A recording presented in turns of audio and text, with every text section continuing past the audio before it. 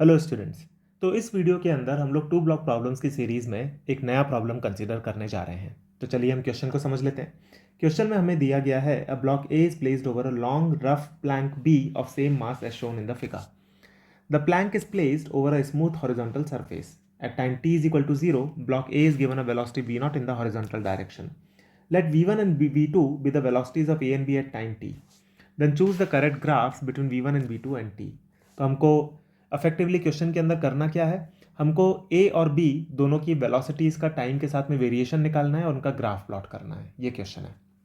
ठीक है स्टूडेंट्स, ये टू ब्लॉक प्रॉब्लम की सीरीज में एक अच्छा क्वेश्चन माना जाता है। तो इस क्वेश्चन को आप एक बार खुद से ट्राई कर लें, फिर उसके बाद में आप मेरे सॉल्यूशन को देखें। तो चलिए हम इसका सॉल्यूशन देखते हैं। तो देखिए यहाँ पे मैंने आपके लिए सॉल्यूशन डेवलप किया है। तो सबसे पहला स्टेप है फ्री बॉडी डायग्राम बना लेते हैं हम m1 और m2 का।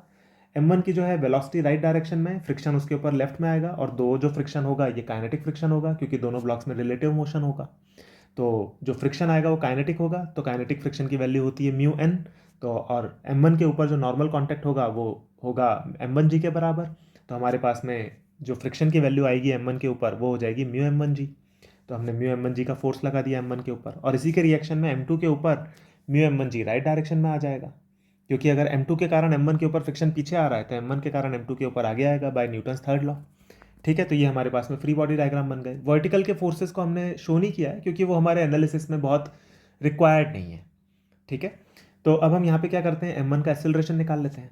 तो यहाँ पे दोनों ब्लॉक्स का मास जो है वो बराबर दिया हुआ है, लेकिन मैंने यहाँ पे for the sake of generalisation मैंने दोनों के मासेस को अलग अलग मान लिया है, m1 m2। अपर ब्लॉक m1 है, लोअर ब्लॉक m2 है। ठीक है, यहाँ पे a1 जो है ये एक्सेलरेशन हमने माना है a1 का, m1 का। तो ये एक्सेलरेशन कितना आ जाएगा, mu m1g upon m1, force upon mass. तो ये आ जाएगा म्यू जी एक्सेलरेशन, जो कि आएगा लेफ्ट डायरेक्शन में, वेलोसिटी है राइट डायरेक्शन में। तो इससे हमको समझ में आता है कि जो m1 ब्लॉक है डी एक्सेलरेट करेगा टाइम के साथ में, इसका डी एक्सेलरेशन होगा। तो अब हम यहाँ पे v is equal to u plus a t लगा करके इसकी वेलोसिटी का टाइम के साथ में वेरिएशन निकाल लेते हैं। तो v1 will be equal to v nought minus mu g into t. ये हमारे पास में m1 की वेलोसिटी का वेरिएशन आ गया टाइम के साथ में। अब m2 का एनालिसिस करते हैं हम सिमिलर तरीके से। तो हम बोल सकते हैं m2 के ऊपर फोर्स कितना लग रहा है, mu m1g divided by mass. ये हो गया हमारे पास में m2 का एक्सेलरेशन a2, और ये आएगा राइट डायरेक्शन में। और m2 की इनिशियल वेलोसिटी जीरो है, फोर्स राइट में लग रहा है तो ये राइट डायरेक्शन में एक्सेलरेट करेगा। तो यहाँ पे भी अगर हम v is equal to u plus a t लगाते हैं तो हमारे पास में टाइम के साथ में m2 की वेलोसिटी का वेरिएशन आ गया और हमको पता है इसका एक्सेलरेशन होगा। ठीक है, अब इसका अगर आप मोशन एनालाइज करो दोनों ब्लॉक्स का, तो ये कैसा होगा मोशन।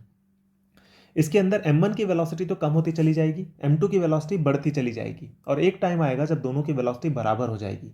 जैसे ही दोनों की वेलोसिटी बराबर हो जाएगी तो फ्रिक्शन खत्म हो जाएगा, क्योंकि फ्रिक्शन जो है वो मोशन को अपोज नहीं करता, रिलेटिव मोशन को अपोज करता है। फ्रिक्शन खत्म हो जाएगा तो फिर दोनों उस कॉमन वेलोसिटी से इनडेफिनेट टाइम के लिए चलते रहेंगे फिर।